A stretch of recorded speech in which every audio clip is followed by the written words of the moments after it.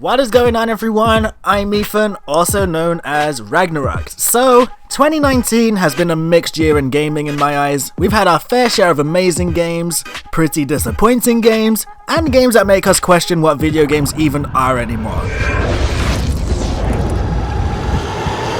Despite that, I've played a fair amount of new games this year, and just like last year, I'm here to nerd out about my personal top 5. Of course, this is just my opinion based on how much I enjoyed said games, and no, I haven't played every new game this year, so don't be too upset if your favorite game isn't on this list. However, I would love to hear what your favorite games from this year were too, so feel free to let me know in the comments. This video may contain spoilers, so just a heads up on that, but let's not waste any more time and see what game sits at number 5.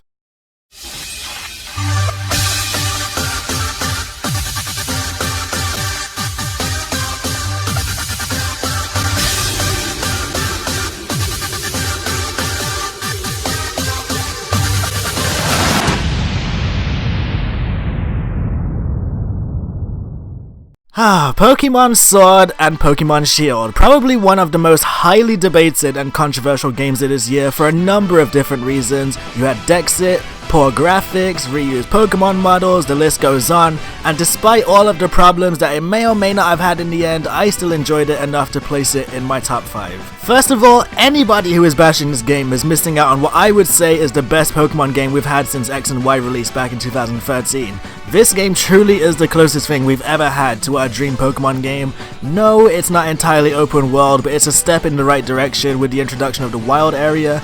Stepping into it for the first time, I have to say that time flew by as I just trekked across the land to see all of these Pokemon from all generations, just simply walking around in the environment. And being reminded of random Pokemon I completely forgot existed was a joy. As usual in a Pokemon game, the story is nothing too amazing, but that's no problem when the game shines in so many other aspects. Starting off with the soundtrack, I need to know who was going so crazy in the studio when they made the gym theme. It's honestly just so good and kicks in at the perfect moment when you're doing gym battles. It's so hype, just listen to it.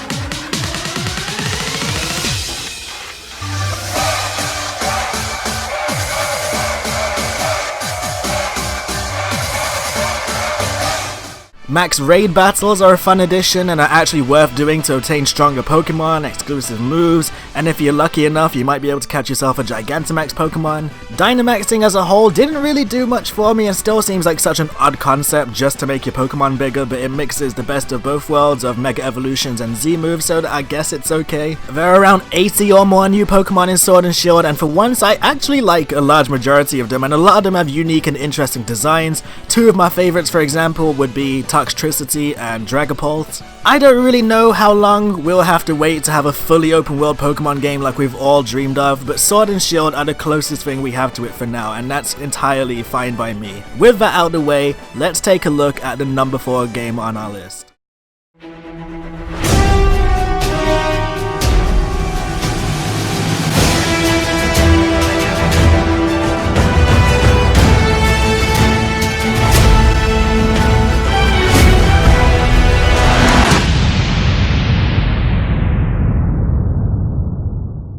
If you told me at the start of this year that anything to do with Star Wars was going to make it onto my top 5 list, I would have called you crazy, but yet, here we are. Star Wars Jedi Fallen Order makes it to the number 4 spot on this list. I know very little about Star Wars and was honestly so conflicted about this game when it was first revealed at E3 because I'm thinking, how can a game set in a universe I've never had any interest in look so good to me? But it's because it borrows inspiration from so many other games that I love. You have the Uncharted style climbing and set pieces, the enemy placements of Dark Souls, and combat that I would compare closely to Sakura, and to top it all off, it's a Metroidvania, which I'm realizing now is quickly becoming one of my favorite genres of games. At this point I'd rather have an interconnected map than an open world, but despite how much it borrows from other games, it just pulls it off so well that you can't even be mad at it. I think a big part of why I enjoyed Fallen Order so much is because I knew nothing about Star Wars in the first place, and it not only made for an interesting spin for my Let's Play series, but it gave me something to talk about with my Star Wars obsessed friends, and it has done its job because now I'm at least interested in checking out the films, and who knows where it may go from there. The story was surprisingly good, even though it's not what I originally picked the game up for. Seeing Cal in hiding to then going on this quest to rebuild the Jedi Order, while also overcoming his own trauma and guilt for what happened to his master, made for quite a gripping tale that had me intrigued intrigued to see where it went next, and the main cast of characters are also great with top-notch performances. If I had to give any critiques, it would be that the game would benefit heavily in letting you walk between meditation spots as you would with Dark Souls bonfires, because having to run all the way through a level just to get one chest you missed before isn't much fun, and can be quite frustrating if you get lost. Also, I wish there were a few more bosses, and I'm not talking about the random bounty hunters that will start ambushing you at a certain point, or the legendary creatures on each of the planets, because they're just kind of souped up versions of things you fought before, but these are all just small little gripes that are easily looked past. Respawn Entertainment did a great job with this game, and I would 100% be down for some DLC or even a potential sequel. Definitely be sure to check out my Let's Play of the game for my raw reactions and first time experiencing the Star Wars universe, but not until you finish this video. We still have 3 more games to talk about.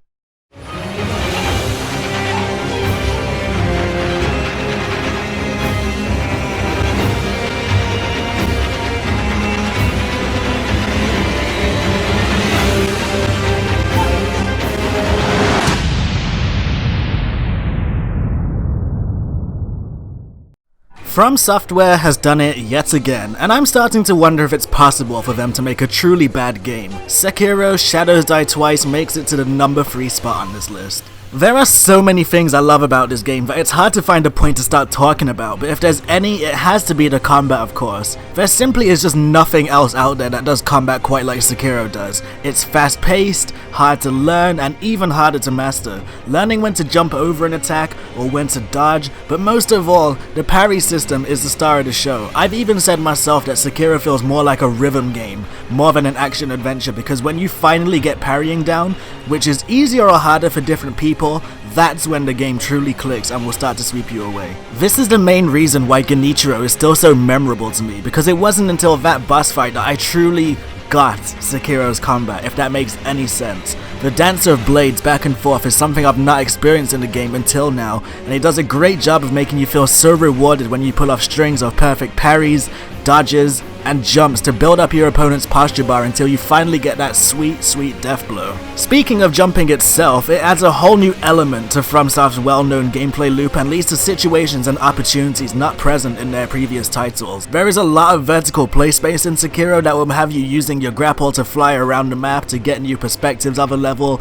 or to gain advantages on unsuspecting enemies, and a lot of the mini-bosses in this game can be made easier if you can find the right ambush spot for a surprise death blow. Unlike their other games where you have many different weapons to choose from depending on what you like and what fits your playstyle, Sekiro only has one weapon that you use throughout the entire game, being your katana, but it is remedied by the prosthetic arm and tools you acquire throughout the game.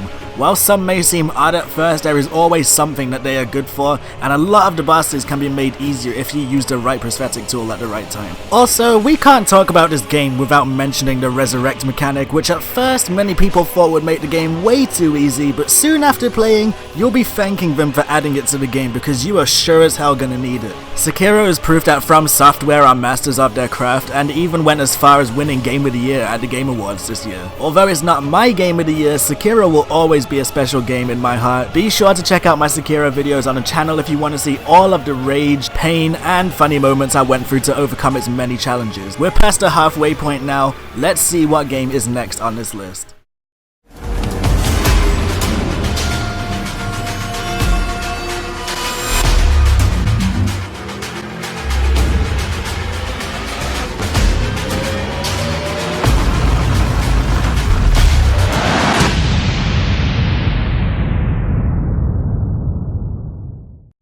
I wasn't even sure if I was ever going to play Control or that I would have liked it enough to put it so high up on my list of favorite games of the year, but when you go into a game with not much expectations, it's easy for a game to surprise you in more ways than one, and that is why Control takes the number 2 spot on this list. I picked up Control at the same time I was playing through Days Gone because I needed any excuse not to play Days Gone before I started pulling my hair out.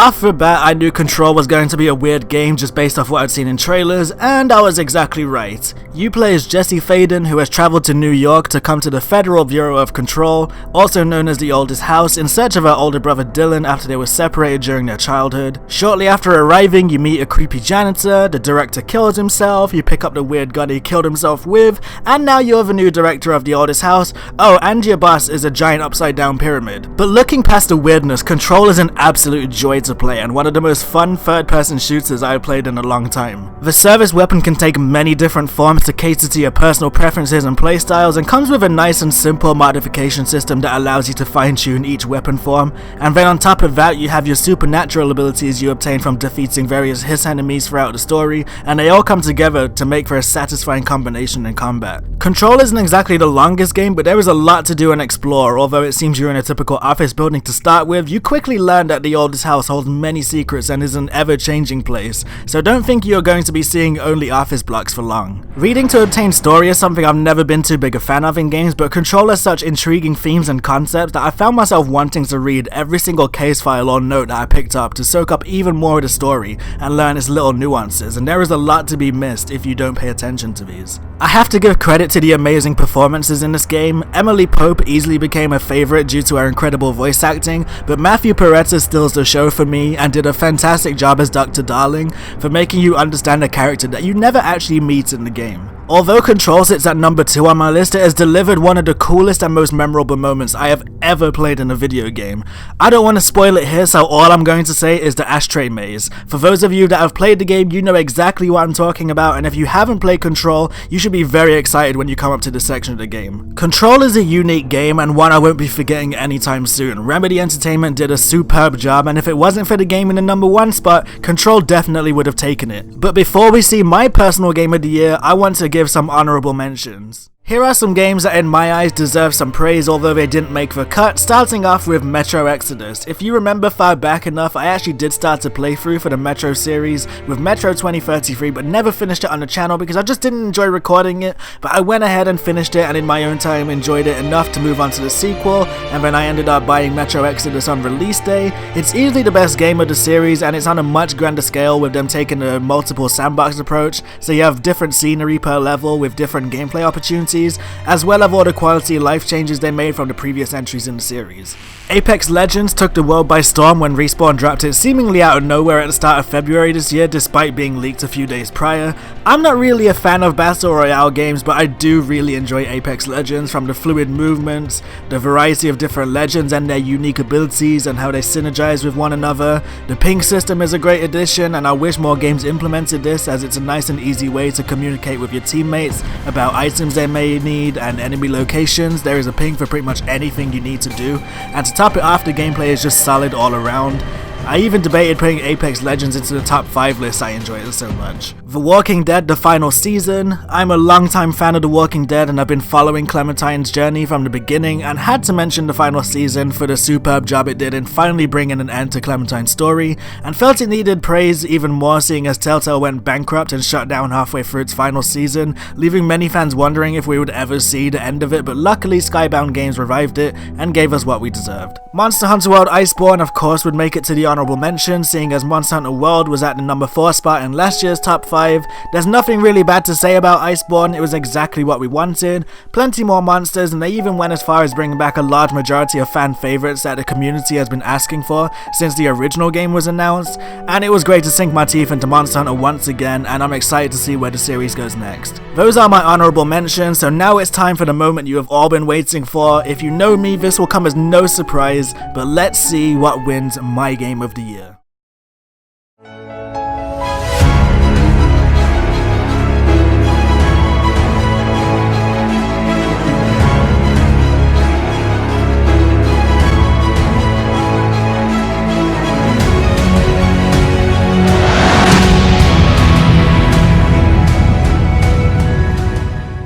The long-awaited conclusion to the Xehanort saga has finally arrived, and while it may not be everything we ever hoped it would be, I still absolutely adored it.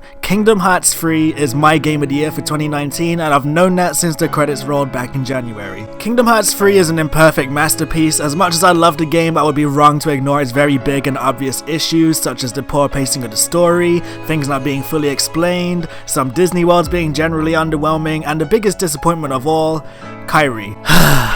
But for the many criticisms I can give, there are an equal amount of positives. No other game has made me smile from start to finish like this one has. From hearing the new rendition of Dearly Beloved on the main menu, the absolutely gorgeous opening cutscene that perfectly recaps the past 17 years worth of Kingdom Hearts games, to seeing the game running itself and seeing how amazing it looks, and having to stop every 10 minutes to audibly say to myself, I can't believe I'm playing Kingdom Hearts 3 right now. Not even joking, I said that so many times as I played through the game. Of course, when you think of Kingdom Hearts, you think of the Disney worlds, and Square Enix did a great job with bringing them to life on a much bigger scale than we've ever had in the series so far. While there were a few letdowns among them, with the 100 Acre Wood definitely being the worst of them all, seriously, why did they even bother putting it in the game? The others definitely make up for it. Another thing I really appreciate this time around is that the main storyline was somewhat sprinkled in with the Disney worlds, so you could see members of the organization showing up in them for crazy moments of Disney characters interacting with Kingdom Hearts villains, made for some truly golden moments that would only be possible in Kingdom Hearts. The combat has evolved so much this time around, with more enemies on screen at any given time compared to the previous entries, and the combat options you have are seemingly endless. You have Shotlock return from Birth by Sleep, the situation commands return from 0.2, Keyblade transformations and form changes, your traditional Disney summons, and if you want, you can even summon in Disney rides, which are just insanely overpowered, but let's not even go there. The soundtrack, oh my goodness, it is just bliss. Hearing new renditions for old tracks, as well as the plethora of new amazing ones, always completes the Kingdom Hearts experience in my eyes, and is always one of the main things I look forward to, and Kingdom Hearts 3 is no exception. But the main thing I was looking for in Kingdom Hearts 3 was seeing how they would finally wrap up the saga and all of the loose ends and questions we as Kingdom Hearts fans have been wanting for years. And while it couldn't completely stick the landing in a few areas, the final hours of Kingdom Hearts 3 are absolutely insane. Seeing all of our Guardians meeting for the first time and heading to the Keyblade graveyard to face off against the 13 Darknesses, and how it plays out is something straight out of the Kingdom Hearts fanfiction, and I loved it. I was put through all the emotions, and it's something that very few games can actually achieve. While I know the ending was divisive in the community, I think it was perfectly fine, and where the series goes from here is anybody's guess, but I'm looking forward to it. We still have the Remind DLC on the way, which will hopefully clear up some of the confusion of the end portions of the game, but we will just have to wait and see how that turns out. Kingdom Hearts is special to me, and is one of my favorite game series of all time, and I'm more than proud to have Kingdom Hearts 3 as my game of the year for 2019. I wonder what it will be next year.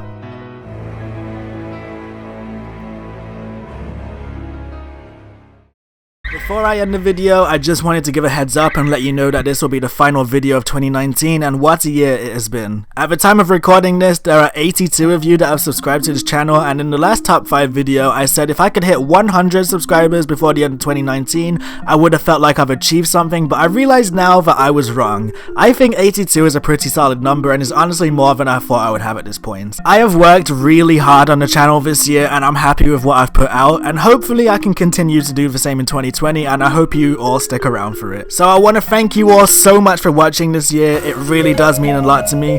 Things may be different in the new year, but I'll be sure to give you guys an update on that. Have a very Merry Christmas if you celebrate it, of course. If not, Happy Holidays, and have a Happy New Year. I've been Ethan, also known as Ragnarocked, and I will see you in 2020.